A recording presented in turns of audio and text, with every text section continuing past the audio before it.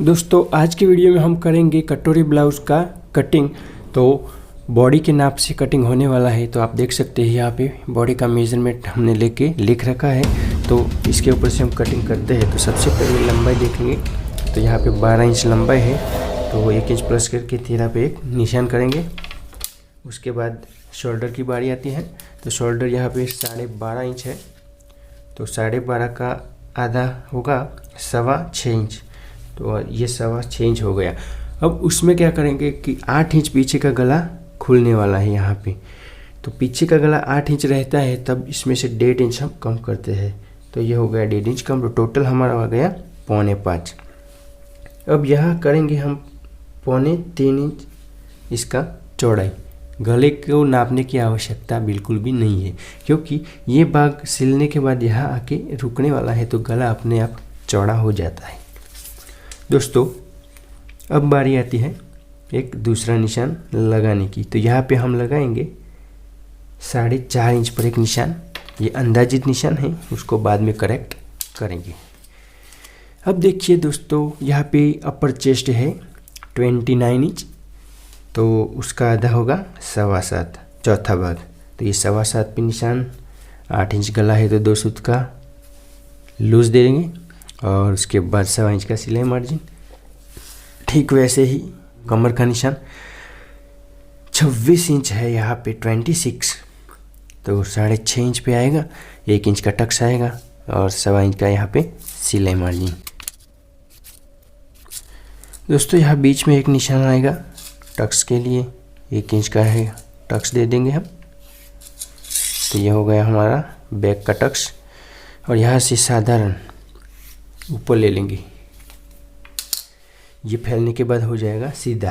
अब यहाँ से एक लाइन लगभग सीधा ऐसे, उसको हम करेंगे यहाँ से जॉइन राउंड शेप में। अब दोस्तों यहाँ पे क्या करेंगे, हम साधारण ऐसे डाउन कर देंगे बाहर की तरफ शोल्डर को।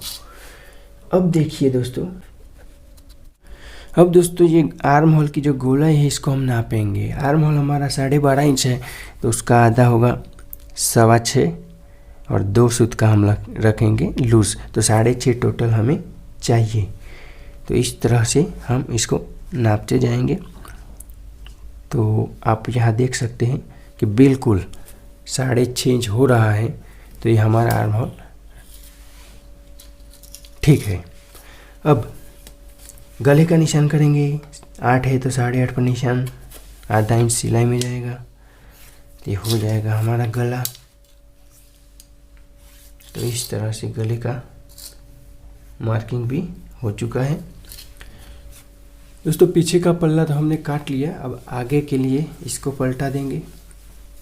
पलटाने के बाद ये जो बैक साइड है उसको बिछाएंगे यहाँ पे।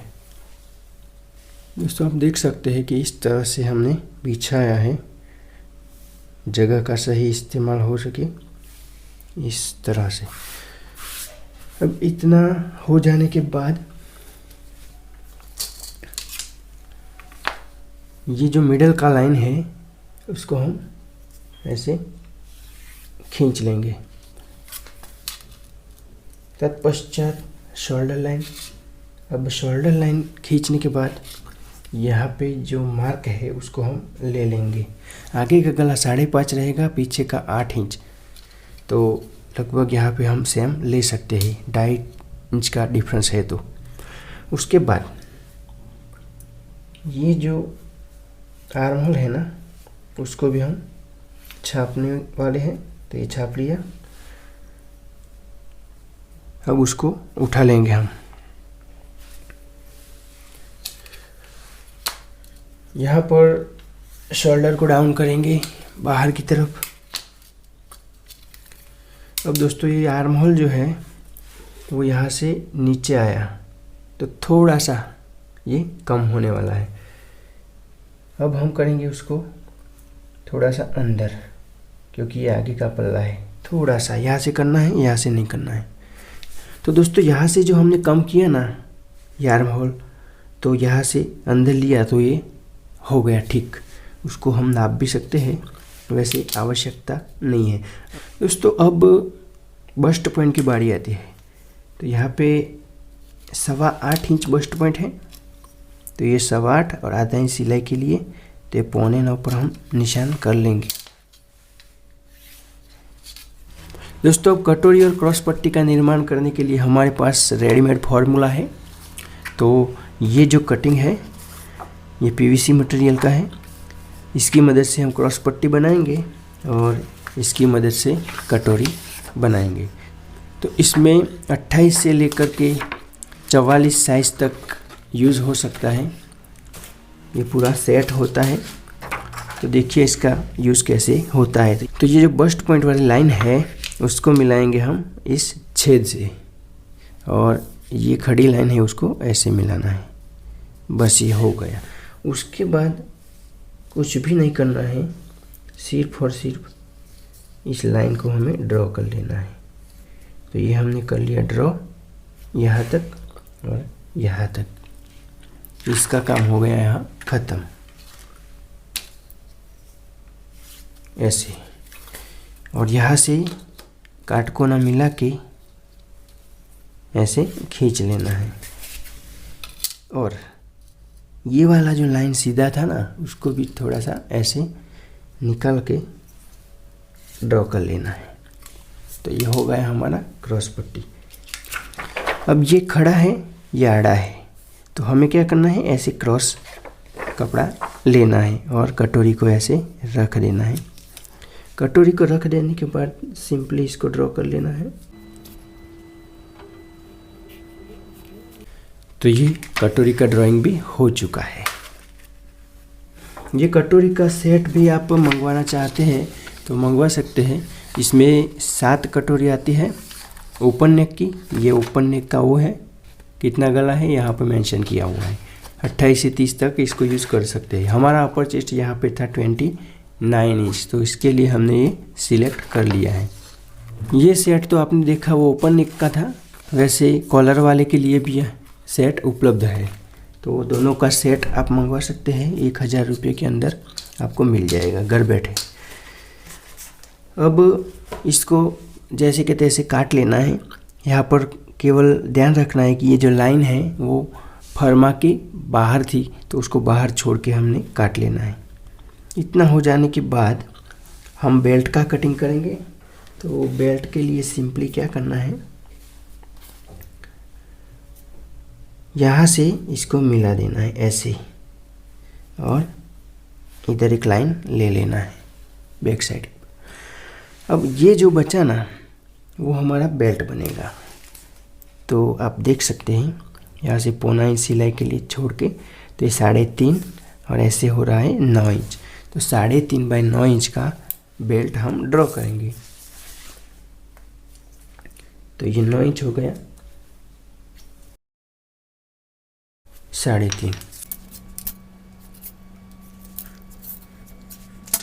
इतना करने के बाद इसको ऐसे रख लेना है, ऐसे।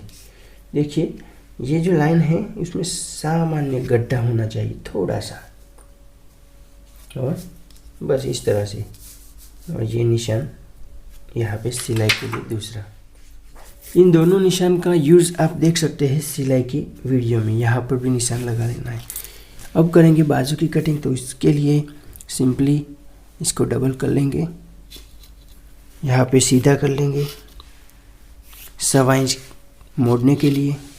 बाजू की लंबाई है 8.5 इंच, तो ये 8.5, ये सिलाई के लिए आधा इंच, और यहाँ पे रखेंगे हम 3.5 इंच का एक निशान आर्म होल के लिए। अब दोस्तों यहाँ पे 2 मार्किंग करेंगे, एक नीचे की मोहरी और एक ऊपर की मोहरी। नीचे की मोहरी है यहाँ पे 9 इंच, तो 4.5 पर मार्क होगा, ये 1.25 इंच का मार्जिन। अब दूसरी मार्किंग यहाँ पे होगी मोहरी की, वो है हमारा 10 इंच, 10 का आधा होगा 5, तो ये 5 पे हमने निशान कर लिया है। अब इसकी क्या आवश्यकता है ये हम देखेंगे।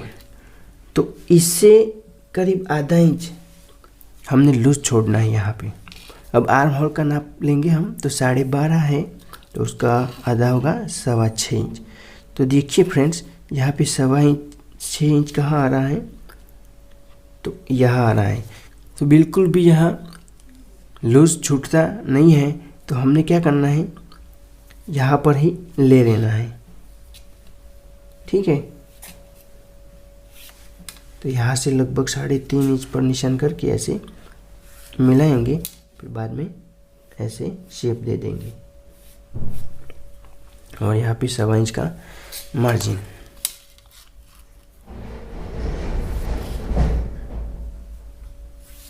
तो दोस्तों ये हो चुका बाजू का ड्राफ्टिंग। और इस तरह से आगे का शेप भी दे सकते हैं। दोस्तों इसको काटने के बाद मैं आपको समझाता हूँ थोड़ा सा आर्म होल के बारे में। तो यहाँ पर क्या है, थोड़ा सा ऐसे हम कर्व दे सकते हैं इस तरह से, तो ये अच्छा रहेगा। यहाँ पर सिलाई ऐसे आएगी। अब आर्म होल के बारे में थोड़ा सा जान लेंगे हम। तो देखिए ये तो भाग है आगे का, तो उसको ऐसे हम छांट लेंगे। तो ये हो गया आगे का। अब देखिए दोस्तों, ये जो पीछे का भाग है ना, यहाँ पर हम इसको मिलाएंगे। तो देखिए यहाँ से इसको ऐसे रख के हम नापेंगे, तो ये आस्तीन का जो है ना वो बढ़ जाएगा। देखिए ये इतना बढ़ रहा है।